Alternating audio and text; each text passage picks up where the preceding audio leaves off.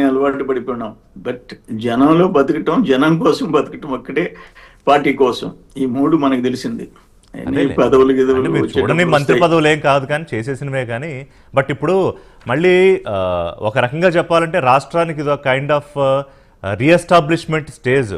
మన మనుషులకైతే రిజర్వేషన్ అంటాము, రాష్ట్రానికి అంటే దాదాపుగా వెనకబడిపోయి, అభివృద్ధిలో కుంటుపడిపోయి, జీడిపిలో తగ్గిపోయిన తర్వాత మళ్ళీ తిరిగి పైకి తీసుకొచ్చే క్రమంలో మీలాంటి సీనియర్లు అందరి ఎక్స్పీరియన్స్, అంటే క్యాబినెట్లో చాలామంది ఉన్నారనుకోండి, కొత్తగా వచ్చిన వాళ్ళు చాలామంది, కానీ ఏదో రూపంలో సీనియర్ల తాలూకా అనుభవం కూడా కావాలి కదా ఈరోజు ఆంధ్రప్రదేశ్కి. డెఫినెట్గా ఉంటుంది. వాళ్ళు క్యాబినెట్లో మాట్లాడతారు, కొంతమంది యూత్ శాసనసభలో ఉంటాము, కొంతమంది పోలిట్ బ్యూరోలో ఉంటాము, అందరం షేర్ చేసుకుంటాం. No doubt. సో పెద్దగా పార్టీ భవిష్యత్తు, రాష్ట్ర భవిష్యత్తు ముఖ్యం. రైట్. ఇంకొకటి నాకు గుర్తొచ్చింది, వివేక ఇందుకు ఎక్కడో చదువుతున్న సోమిరెడ్డి గారు, వివేక హత్య కేసు గురించి కూడా వాళ్ళ చర్చ బయటకు వచ్చింది ఈ అరెస్టుల నేపథ్యంలో. మరి అందులో ఎప్పటి నుంచో అవినాష్ రెడ్డి పేరు వినిపిస్తోంది, మిగతా వాళ్ళ పేర్లు వినిపిస్తున్నాయి. ఆ కేసు కూడా బయటకు వస్తుందా, కూటమి ప్రభుత్వమే ఉంది కాబట్టి అని ఏం చెప్తారు వాళ్ళకి? కేసు కూడా దుర్మార్గం జరిగింది. అది ఏ కుటుంబం, ఏ పార్టీ అన్ని పక్కన పెడితే డైరెక్ట్గా మర్డర్. అది కూడా ఎవరు, ఒక మాజీ ముఖ్యమంత్రి తమ్ముడు. అవును. మళ్ళీ ఈయన ముఖ్యమంత్రి కావాలనుకున్న టైంలో వాళ్ళ పినతండ్రి. అవును. ఇది అన్బేరబుల్.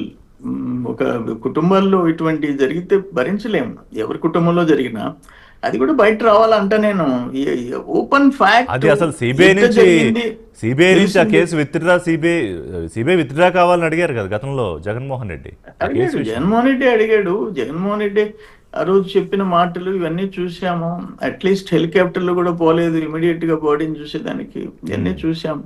ఇటువంటి దుర్మార్గాలకి నెలవు. ఇప్పుడు ఆయన నిన్న ఉపన్యాసం ఇస్తున్నాడు, చంద్రబాబు చీటర్ కాదా అని. ఏం కర్మ ఇది, ఏ కర్మ. సాక్షిలో బ్యానర్ ఐటమ్, చంద్రబాబు చీటర్ కాదా అని జగన్మోహన్ రెడ్డి పక్కన ఫోటో. కర్మ, ఏం చేస్తాం. రైట్. సో సోమిరెడ్డి గారు, ఏంటి వాట్ ఆర్ ద ఛాలెంజెస్ ఇప్పుడు ఆంధ్రప్రదేశ్ స్టేట్లో యాజ్ సీనియర్గా మీకు కనిపిస్తున్నవి ఏంటి, ఇటు పాలనా పరంగా కానీ అభివృద్ధి పరంగా కానీ? అంటే ఒకటి, లాస్ట్ గవర్నమెంట్లో ఇటు irrigation, agriculture, roads and buildings, ఈ welfare, SC corporation, SC sub plan, drip irrigation, mechanisation, ఇవన్నీ పడుకోబెట్టేసేసాడు. నేను బటన్ నొక్కితే నాకు ఓట్లు పడితే రాష్ట్రం ఎట్టుపోతే అన్నాడు. ఈరోజు మా గవర్నమెంట్ వచ్చిన తర్వాత కూటమి ప్రభుత్వం యథాతథంగా అన్ని శాఖలు మళ్ళీ తిరిగి పుంజుకోవాలా, ఏ డిపార్ట్మెంట్ పనిచేయాలా, వెల్ఫేర్ జరగాల, డెవలప్మెంట్ జరగాల, అన్నీ జరగాలి. But same time financial crisis face చేయాలా. ఎన్ని సమస్యలు, 100 సమస్యలు ఉన్నాయి. అతని మాదిరిగా ఏకపక్షంగా డిపార్ట్మెంట్స్ క్లోజ్ చేసి నేను అనుకున్నదే చేయాలనే టైప్ చేయలేము ఇక్కడ. ఎందుకంటే ఒక సిస్టమ్స్ కొలాప్స్ అయిపోయినాయి లాస్ట్ టైం.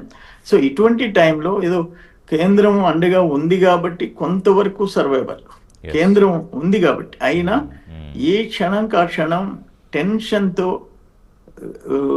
ఫైనాన్షియల్ క్రైసిస్ లో ప్రభుత్వాన్ని నడిపించుకుంటూ బాధ్యత బాబు గారి మీద. బిగ్గెస్ట్ ఛాలెంజ్ అమరావతి పునర్నిర్మాణం ఒకటి ఉంది, బిగ్గెస్ట్ ఛాలెంజ్. అమరావతి, పోలవరం, ఈ రోడ్స్, ఇరిగేషన్ 5 సంవత్సరాలు ఆయన మేము 5 సంవత్సరాల్లో ఫస్ట్ 5 years లో 63,000 కోట్లు పెట్టాము. SSR రేట్స్ తో 80,000 పెట్టాలా, 20,000 పెట్టాడు, క్లోజ్ చేసాడు ఇరిగేషన్. మేమంటే చేయలేము, బాధలు ఉన్నాయి. రైట్. ఇక్కడ నుంచి అయితే సోమిరెడ్డి గారు, ఒక 2 రోజులకు ఒకసారి ఏదో ఒక సెన్సేషన్ ఆంధ్రప్రదేశ్లో దొరుకుతూనే ఉంటుందంటారా? జరుగుతూనే ఉండే అవకాశం ఉందా ప్రతిపక్ష నేతల పరిస్థితిలో? మేము ఒకటి, న్యాయం జరగాల, తప్పు చేసిన వాళ్ళు శిక్షింపబడాల అనేది ఒకటి తప్ప ఇంకా 4 రోజులకు ఒకరిని లోపలేయాలనేది కాదు. అల్టిమేట్ గా అనుభవించక తప్పదు పాపాలు చేసిన వాళ్ళు. Right. Thank you very much Somireddy గారు, ప్రైమ్ 9కి